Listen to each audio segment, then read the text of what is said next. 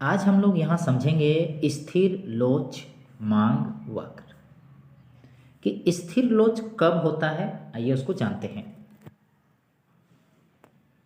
रैखिक मांग वक्र पर विभिन्न बिंदुओं पर, अगर हम रैखिक मांग वक्र के विभिन्न बिंदुओं पर अगर हम बात करते हैं तो वहाँ पर जो मांग की जो लोच होती है वो 0 से अनंत तक परिवर्तित हुए भिन्न है। मतलब 0 से लेकर अनंत तक उसकी वैल्यू होती है और हर बिंदु पर भिन्न भिन्न होती है। मतलब अगर आप मांग वक्र पर अलग अलग बिंदुओं पर मांग की लोच की गणना करते हैं तो हमें क्या मिलता है? हमें मिलता है कि मांग की जो लोच है अलग अलग बिंदु पर अलग अलग होती है और इसकी वैल्यू 0 से स्टार्ट होके अनंत तक जाती है और हर बिंदु पर अलग अलग होती है। परंतु कभी कभी ऐसा मांग वक्र हो सकता है कि मांग की लोच पूरी तरह से स्थिर रहे। देखिए, कुछ परिस्थितियां या कुछ सिचुएशन ऐसे भी आती है जहां का जो मांग वक्र होता है, ऐसा मांग वक्र होता है जहां पर मांग की लोच पूरी तरह से स्थिर रहता है।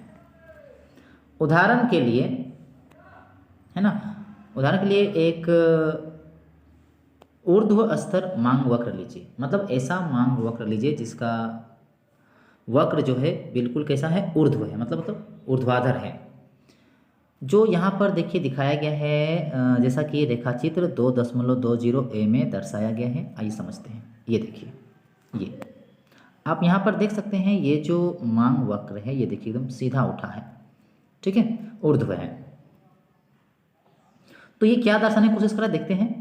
जो भी कीमत हो, जो भी कीमत हो, स्तर Q बार पर मांग की गई है।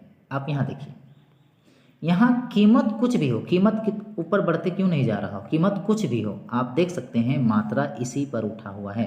यानी कि कीमत कुछ भी हो, मात्रा आपका स्थिर है। वो कितना है? Q बार, ठीक है। ऐसे मांग वक्र के लिए कीमत में परिवर्तन भी कभी मांग में परिवर्तन का कारण नहीं बनता। मतलब इस प्रकार जहाँ पर मांग वक्र ऊर्ध्व होता है वहाँ पर कीमत में परिवर्तन हो जाए, परंतु कभी भी मांग में परिवर्तन का कारण नहीं बनता है।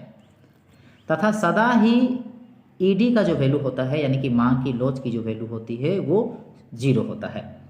अतः एक ऊर्ध्व स्तर मांग वक्र पूर्ण रूप से लोचहीन होता है। मतलब उसमें कभी परिवर्तन देखने को नहीं मिलता है उसके कीमत के कारण उसकी मात्रा में। इसलिए क्या कहेंगे? ऊर्ध्व मांग वक्र पर पूर्ण रूप से लोचहीन होता है। अब बात करते हैं रेखाचित्र 2.20 बी पर। इसमें क्या दिखाया गया है? एक क्षैतिजीय मांग वक्र को दिखाता है। यहाँ देखिए, ये देखिए, ये मांग वक्र देखिए कैसा है? क्षैतिजीय है, इस तरह से गया है, ठीक।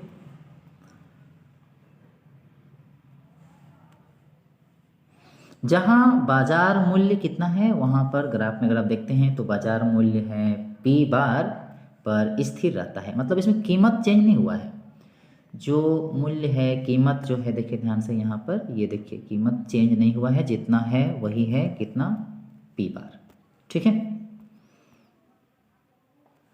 चाहे वस्तु के लिए मांग का स्तर कुछ भी हो। आप यहाँ देखिए, पुनः वापस आइए, यहाँ देखिए, जब यहाँ पर P बार कीमत है, देखिए मात्रा इधर बढ़ना मतलब क्या? इधर बढ़ना मतलब मात्रा बढ़ रहा है। तो मात्रा बढ़ तो रहा है किंतु कीमत स्थिर है।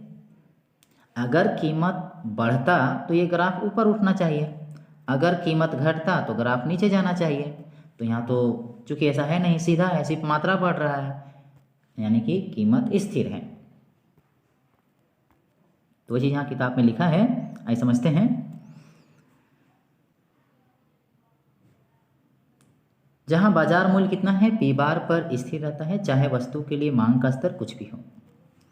किसी अन्य बिंदु पर आप विचार कीजिए, उस बिंदु को छोड़ के, कीमत जहां पर दिया है P बार है उसको छोड़ के किसी अन्य बिंदु पर क्या होता है? मांगी जाने वाली मात्रा शून्य हो जाती है। इसलिए क्या होगा? ईडी का जो वैल्यू होगा, मांग की लोच जो होगा, वो इन्फिनिटी होगा, ठीक है। यानी कह सकते हैं एक क्षैतिजीय मांग वक्र पूर्णतया लोचदार होता है। अब देखते हैं रेखाचित्र 2.20 सी पर। यहाँ एक अन्य मांग वक्र को दर्शाया गया है, देख सकते हैं। ठीक है, जिसकी आकृति कैसा है, जिसकी आकृति जो है समकोणीय अतिप्रवल्य की है। मतलब जिसको आप गणित में अगर हम कहें, मैथ में, तो ये हाइपरबोला बोल सकते हैं। तो यहाँ पर इसका ग्राफ देखिए ध्यान से, ये रहा इसका, ठीक है, मांग वक्र जो इस प्रकार से है, जिसको यहाँ पर नाम इसका दे दिया है कि ये इसका जो कर्व जो है उसका नाम दिया है क्या, समकोणीय अतिप्रवल्य की है। ठीक है, इस वक्र का नाम है, मगर ये वक्र क्या दर्शा रहा है, मांग का वक्र है ना, मांग वक्र है। इस मांग वक्र में यह गुण है कि, इस मांग वक्र का क्या गुण है कि मांग वक्र की दिशा में कीमत में प्रतिशत परिवर्तन। इस मांग वक्र में अच्छी बात यह है कि कीमत में जो प्रतिशत परिवर्तन होता है वो मात्रा में सदा समान प्रतिशत परिवर्तन लाता है। मतलब जितना कीमत में प्रतिशत परिवर्तन होगा उतना ही मात्रा में प्रतिशत परिवर्तन होगा। ठीक है, और हम लोग जानते हैं मांग की लोच में इन्हीं दोनों का अनुपात होता है, इन्हीं दोनों का, मतलब कीमत में प्रतिशत परिवर्तन और मात्रा में जो प्रतिशत परिवर्तन होता है, तो इन्हीं का अनुपात बनता है। ऊपर हम लोग क्या लिखते थे, ऊपर में लिखते थे मात्रा में प्रतिशत परिवर्तन और नीचे लिखते थे कीमत में प्रतिशत परिवर्तन। और चूंकि यहाँ देख रहे हैं कि दोनों बराबर है, समान जा रहा है, इसका मतलब है कि तब मांग की लोच 1 होगा। अतः इस मांग वक्र के प्रत्येक बिंदु पर क्या होगा, प्रत्येक बिंदु पर मांग की लोच की वैल्यू 1 होगा। इस मांग वक्र को इकाई लोचदार मांग कहा जाता है, क्योंकि इसकी वैल्यू 1 आ रही है ना, 1 आ रही है, इसीलिए इसका नाम क्या पड़ गया, इसी इसका नाम पड़ गया इकाई लोचदार मांग।